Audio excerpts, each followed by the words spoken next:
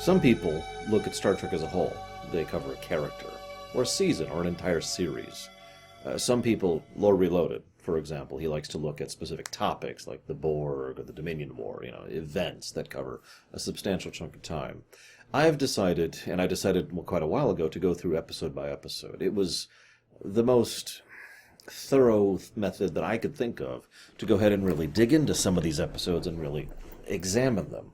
And if I can be completely honest for a second, part of the reason that I do this is because this is what I used to do with my mom, with my friends at school, with my friends at work, Every time I'd watch the show or rewatch the show, I'd go and talk to my friends like, remember such and such episode? Yeah, and we just discuss it back and forth.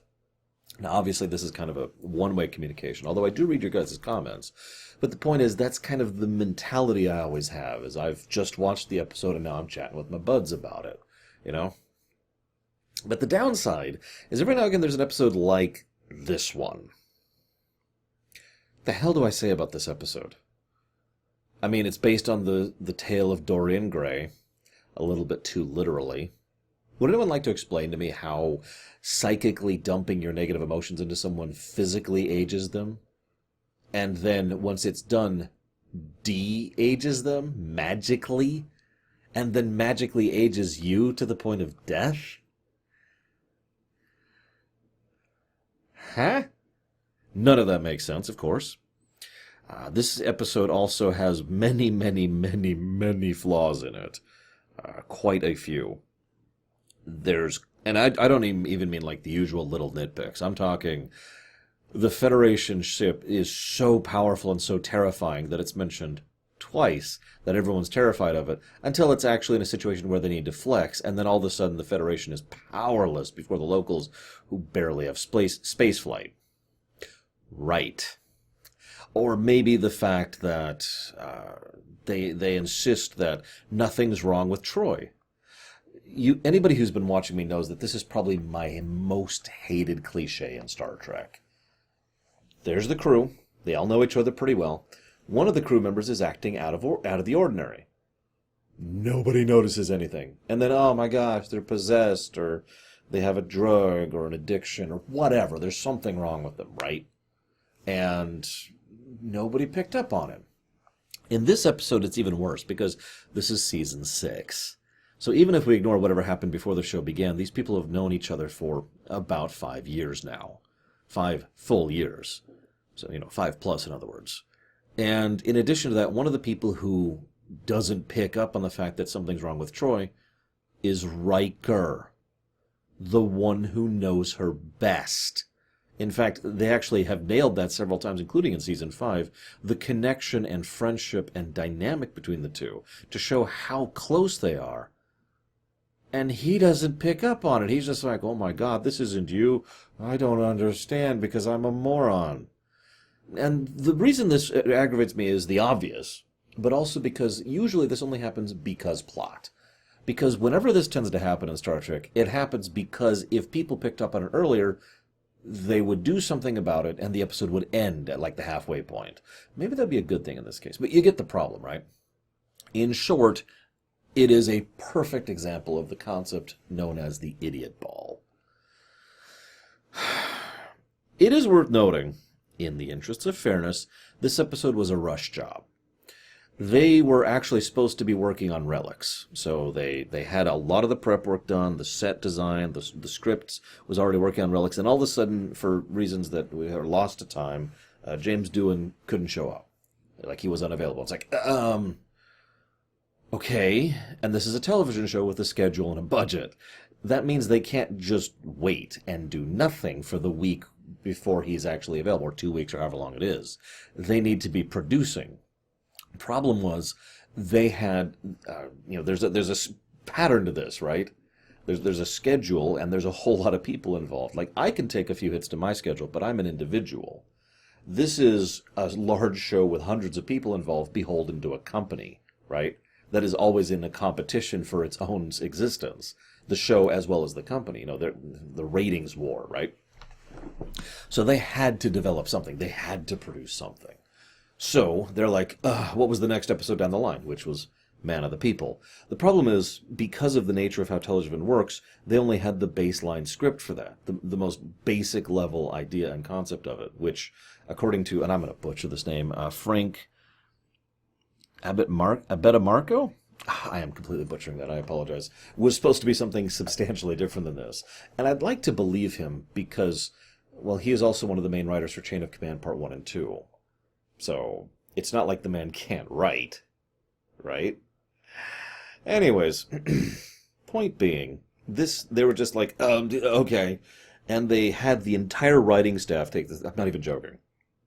Each main writer on the staff wrote one of the acts, separate from each other, and then Frank, the original writer, strung that together into a teleplay, and we get this mess. This boring, disinteresting mess. And I started going through it, and I've got my notes here. So I talk about Alcar, right? And Alcar is just kind of there. He's slimy, weaselly. He's got that punchable face. You know, it's what I usually call a Type 3 villain. Someone who's just a smug snake. Someone who's just... They weasel their way around the rules. Oh, you can't hurt me. The Federation has promised me safe passage. And I'm a good guy. You know, that kind of thing, right? The oily kind of person. And then I was like, that sounds really familiar. Where do I know this guy from? That's right. This same actor played Maebus over in Voyager. You know, one of the Trabe who was justifying genociding the Kazon. You remember that? He also played a dude in Enterprise, but I gotta be honest, I barely remember that episode. It was the Nausicaan episode of Enterprise. Anyways, I bring this all up, by the way. You notice I haven't even talked about the episode proper yet? I bring all of this stuff up because my first note in the entire thing, other than behind-the-scenes stuff, is I jotted down the timestamp of 20 minutes and 30 seconds. And I jotted that down specifically because Troy is acting kind of wonky and nobody notices, including Riker, who is actually interacting with her in that scene. So then I wrote down another timestamp at 26 minutes and 19 seconds. So that's a little under 6 minutes. It's 5 minutes and 49 seconds with nothing worthy of note. And that's when she literally scratches Riker. Physical assault. Still nothing.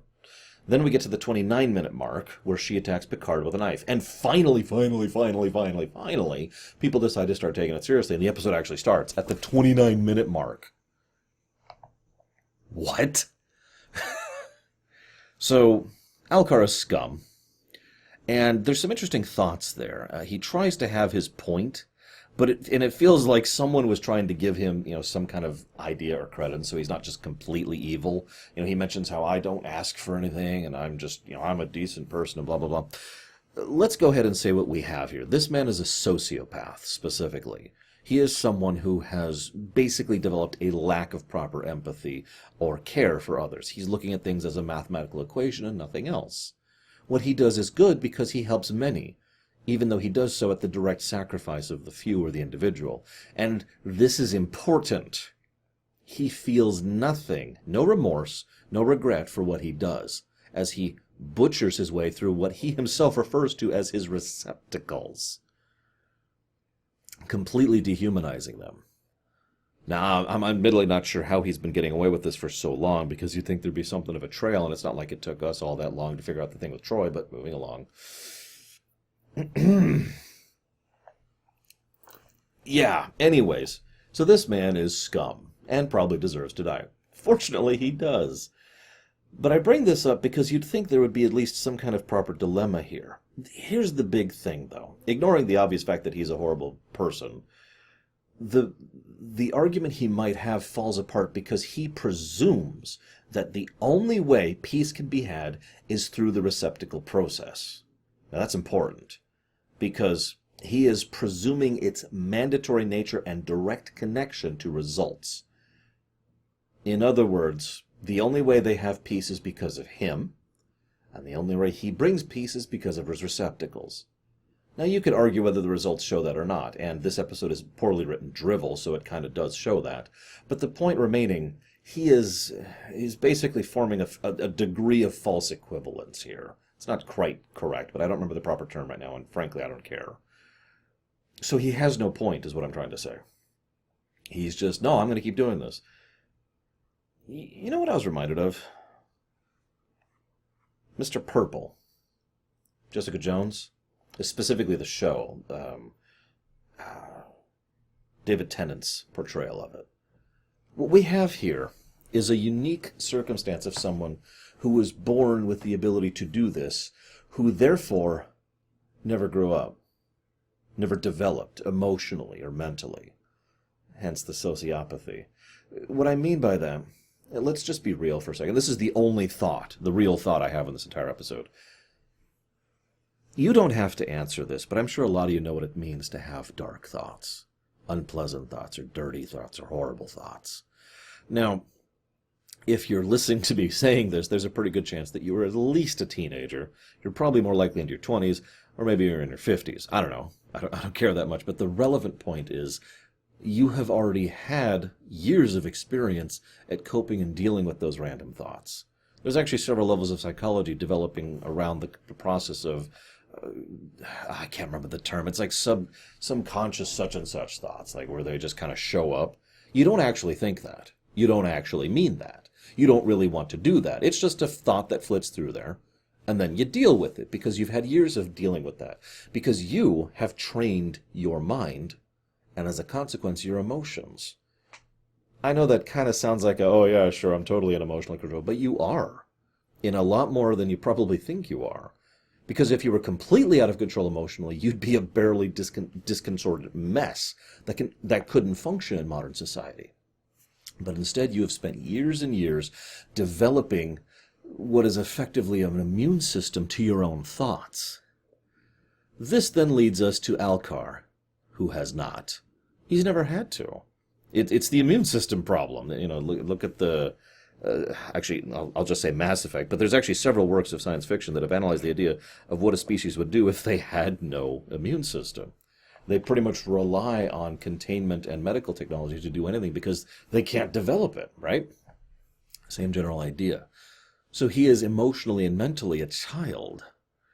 This, of course, then leads to why it makes so much sense that he has no understanding or sympathy for anything, because why would he? He doesn't actually understand such concepts. And then, of course, he's Dorian Gray.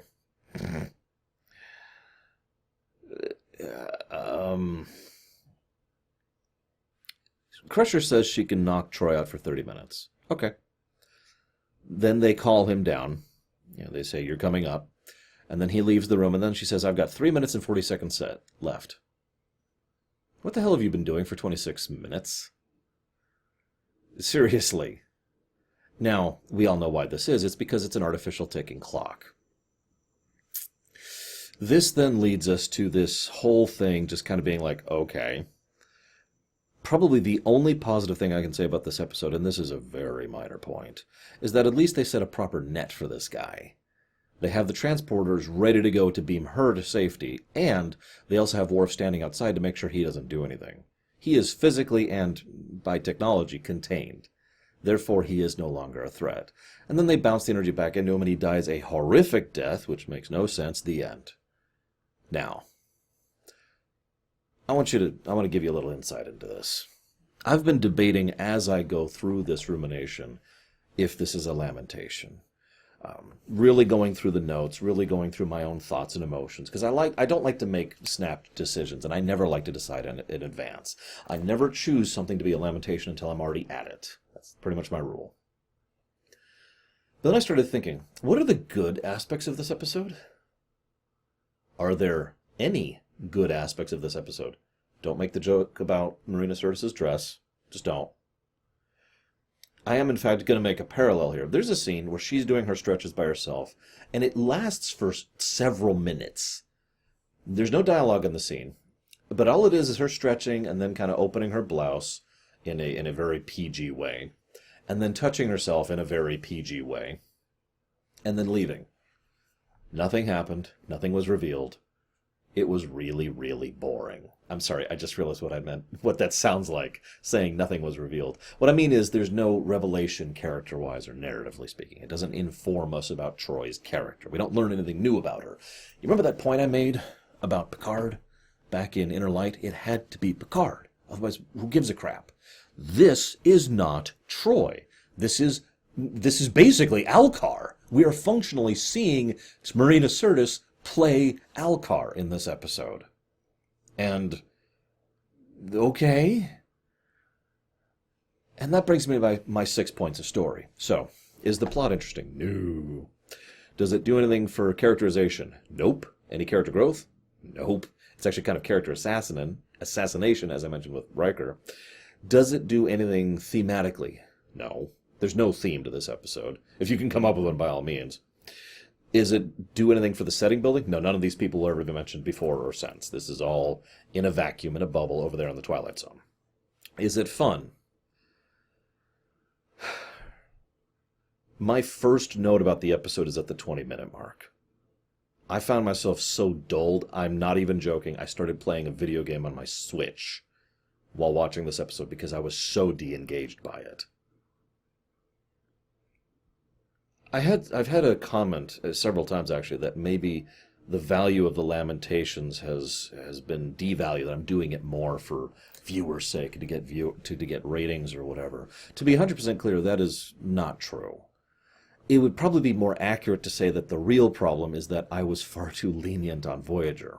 If I ever do redo Voyager, which I do want to do someday, there will probably be more Lamentations than just the one. Which brings us to this episode. This episode sucks. It is boring, badly written drivel. And I'm reminded of an old quote. We know why it's drivel, but no matter what the reason why it sucks, the core answer is still that it sucks. We're still left with a garbage episode. And this is my final point I'm going to give. I've watched TNG many times. And I have rewatched TNG. And I have loved this show. And when I saw the next episode in Season 6 was Man of the People, my first thought was, huh? Didn't recognize it. So then I pulled up Memory Alpha, and I didn't recognize it. So I scrolled down a bit. I'm like, oh, the one where Troy gets old and creepy. Okay, that rings a bell. This has been on my skip list for so long. I think this is the first time I've seen this film in this century, if you understand what I mean. Like, as in, it's literally been since the 90s since I have rewatched this episode. And I can see why. I hope you've enjoyed my thoughts.